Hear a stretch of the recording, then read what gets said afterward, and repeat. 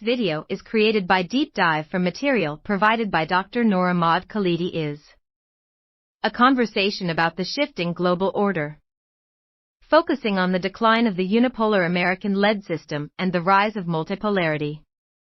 Key themes include the failures of liberal hegemony, and regarding Russia and China, the impact of sanctions on Russia, and the West, the growing influence of China, and its economic strategies, including the Belt and Road Initiative and BRICS, and the rise of nationalism as a counter to liberal internationalism. The overall purpose is to provide a critical perspective on the current geopolitical landscape, arguing that the West's pursuit of a unipolar world has backfired, leading to increased instability and the emergence of a new, more multipolar world order. The text provided utilizes various perspectives, including realist analyses of great power competition and critiques of Western interventions and policies. All right, let's dive in. Today we're tackling a big one, the forces shaping a potential new world order. Sounds exciting. It is. And, you've all given us a ton of fascinating sources to work with. Articles, excerpts from books, even a YouTube video, all focused on geopolitics, economics, those big, complex topics. It's a really diverse mix, too. Right. And some even clash, which I think will make this discussion even more interesting. Oh, absolutely. I love a good debate. Me too. For instance, one source, the new Cold War book v3.pdf, asks a really thought-provoking question. Did the U.S. actually win its war on terror, especially after 2 decades, since 9/11? That's a tough one. It makes you think, right? Where do things actually stand now, all these years later? It definitely raises questions about the long-term impact of those conflicts. And, many argue that we're seeing a resurgence of those Cold War dynamics, like superpower rivalries playing out in new ways. It does feel like we're back in that chess match, doesn't it? Superpowers making moves and each move having consequences. Exactly. Some intended, some, well, not so much. Think about the collapse of the USSR, for example. Yeah. Initially, there was a lot of optimism, right? Like, finally, the world's moving toward a more cooperative, more liberal order. But then, well, it seems the West, especially the U.S., wasn't so keen on fully embracing a post-communist Russia as an equal partner. Almost like they were guarding their territory, like how we all have that person in space bubble. Exactly. A perfect analogy. Get too close, and those superpowers get defensive. Makes sense. And speaking of getting close, we can't ignore the rise of China. Oh, absolutely not. Another layer of complexity. Right. Back in 2007, Vladimir Putin gave a speech at the Munich Security Conference. He actually accused the U.S. of trying to create a unipolar world. One shaped in their own image, right? Exactly. And that brings us to the idea of liberal hegemony, the U.S. promoting its model of democracy and free markets globally. But then you have John Mearsheimer in his book, The Great Delusion. He argues that nationalism always trumps liberalism on the world stage, right? Yeah, like people ultimately prioritize their own identities and interests over some kind of abstract global order. It's a compelling argument. It is. It really makes you question whether the U.S. was actually successful in its attempts to, spread liberal democracy. Think about places like Iraq, Afghanistan, or Libya. And if so, at what cost? Right, exactly. And on top of that, we're seeing cracks in that U.S.-led neoliberal world order. Absolutely. And our sources point to some interesting factors, like Gary Gerskel's book, The Rise and Fall of the Neoliberal Order. He traces it back to the economic crises of the 1970s. Oh, right. Things like Reaganomics and the deregulation of financial markets. Exactly. All those things created vulnerabilities that eventually led to events like the 2008 financial meltdown. Oh, yeah, the meltdown. And globalization definitely played a role of that, wouldn't you say? It did, both good and bad. It opened access to cheaper goods, spurred knowledge sharing. But also, well, it led to exploitation of workers, worsened environmental problems. It's a complex picture. It really is. And we can't forget about what was happening domestically within Western nations. Like the growing economic inequality. And the rise of populist leaders like Donald Trump, who really capitalized on that discontent. Absolutely. It's fascinating, isn't it, how seemingly small decisions can have massive ripple effects down the line. Oh, totally. One source mentions Bill Clinton's attempts to, expand homeownership through subprime mortgages. Right. A well-intentioned policy. But it ended up contributing to that housing bubble that burst in 2008. Wow. It's a reminder that even good intentions can have unintended consequences. So where does that leave us now? Is the world actually shifting towards a multipolar system? That's the big question, isn't it? It is. I mean, Tony Blair, in a speech in 2022, predicted the end of Western dominance. He cited the growing ties between China and Russia. And also the dissatisfaction with the U.S.-led order among those nations in the global south. Exactly. And we're seeing evidence of this shift, too. Countries like Argentina, Iran, and Egypt are considering joining BRICS. Correct. Brazil, Russia, India, China, and South Africa. A potential realignment of global alliances. Something to watch closely. Definitely a changing landscape. And it's not just about traditional alliances anymore, is it? You're right. Our sources also point to the rise of something called hybrid warfare. Hybrid warfare, what's that? The term was coined by Andrew Korybko. It refers to using a mix of strategies, things like economic pressure, information warfare, and political subversion. All to destabilize opponents. Exactly. It's a less direct but potentially just as impactful way of wielding power on the global stage. It almost sounds like a new kind of shadow war, fought with sanctions, propaganda, cyber attacks, instead of tanks and troops. Absolutely. Think of the sanctions imposed on Russia or the U.S. support for certain opposition groups in places like Venezuela. Examples of this more subtle form of conflict. Exactly. And don't forget the information war. Oh, right. That's a major part of this, isn't it? Especially with social media and all the misinformation out there. It's become so hard to separate fact from fiction. It really has.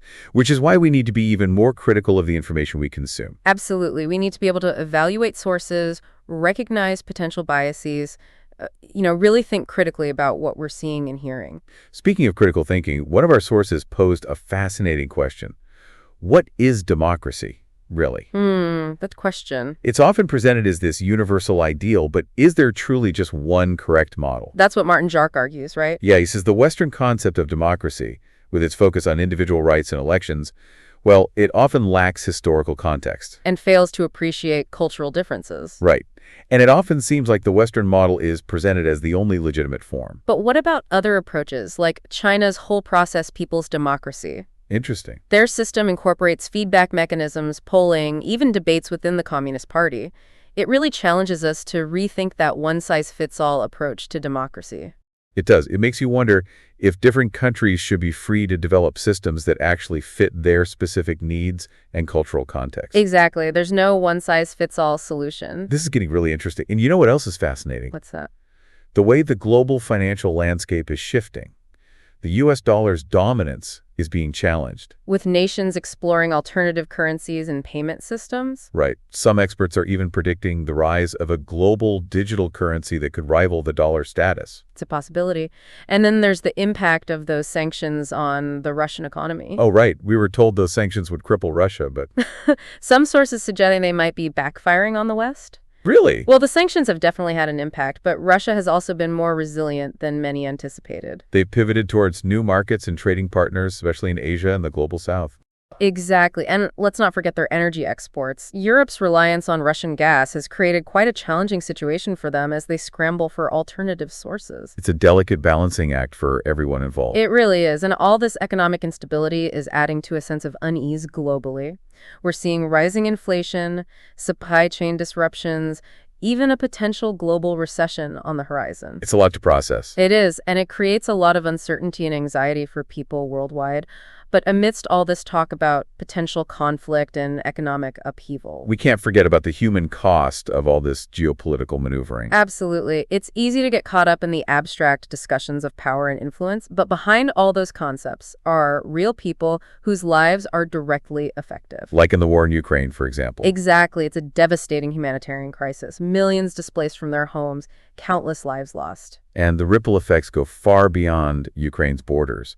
The refugee crisis, the food shortages, the energy price hikes. A chain reaction of suffering impacting people globally. And it's often the most vulnerable populations who suffer the most. Those living in poverty, in conflict zones, on the margins of society. They're disproportionately affected by these global upheavals. It's a sobering reminder that as we analyze these complex global issues, we can't lose sight of the human costs. These aren't just abstract concepts. They have real-world consequences for people around the world. Absolutely. So as we move forward, it's crucial that we prioritize human security and well-being. Alongside those geopolitical considerations. Right. We need to find ways to build a more just and equitable world order. One that benefits everyone, not just a select few. Well said. So far, we've covered a lot of ground, from those echoes of the Cold War to the rise of China, from the cracks in the neoliberal order to the rise of hybrid warfare. It's clear we're living in a time of unprecedented change and uncertainty. And understanding these complex forces is essential for navigating the challenges ahead. We need to be informed, engaged, and willing to really think critically about the information we encounter. All this talk of uncertainty and potential conflict does make you wonder, is there hope for the future? That's the question we all grapple with, isn't it? But even amid uncertainty, opportunities exist. Opportunities. The rise of new powers, the challenges to existing structures, they create space for rethinking the way we do things, for envisioning new possibilities. So it's not just about adapting to a changing world, but about actively shaping it. Precisely. We're not just passive observers. We can actually influence the direction things take. That's pretty empowering. Before we move on, I want to revisit a concept that was popular in the early 1990s, the end of history. Ah, yes. Francis Fukuyama's famous thesis. Right. After the fall of the Soviet Union, there was this sense that, liberal democracy had triumphed. Like we'd reached the pinnacle of human political evolution. Exactly. But as we've seen, well, history had other plans. It certainly did. And it leads to another question raised by your sources. Has the West, particularly the U.S., become too complacent? Too arrogant in its assumption of global dominance? It's a valid question. The U.S. has enjoyed a remarkable period of power and influence, but as we've discussed, that dominance is being challenged on multiple fronts. So maybe this moment is a chance for the West to do some serious self-reflection. To reassess its role in the world, acknowledge its shortcomings, and find new ways to collaborate with other nations as equals rather than superiors. I like that, moving beyond that zero-sum mentality, the idea that one nation's gain must come at the expense of another. Exactly. We need a more cooperative approach to global affairs, a win-win for everyone involved. I completely agree. We've covered a lot of ground. The historical context, the economic forces, the political dynamics, even the human consequences of this potential new world order. And honestly, I think we've only scratched the surface. You're right, and that's the beauty of a deep dive like this. It's not about providing all the answers, but about sparking curiosity. Exactly. Encouraging critical thinking, empowering you to explore these complex issues further. I love that. Before we move on to the next part of our discussion, I want to leave everyone with a few key thoughts. We explored the challenges, the uncertainties, the potential dangers of this new world order, but we've also glimpsed the possibilities. The opportunities for positive change. Right. And the power of individual and collective action. And it's about recognizing that we each have the power to shape that future.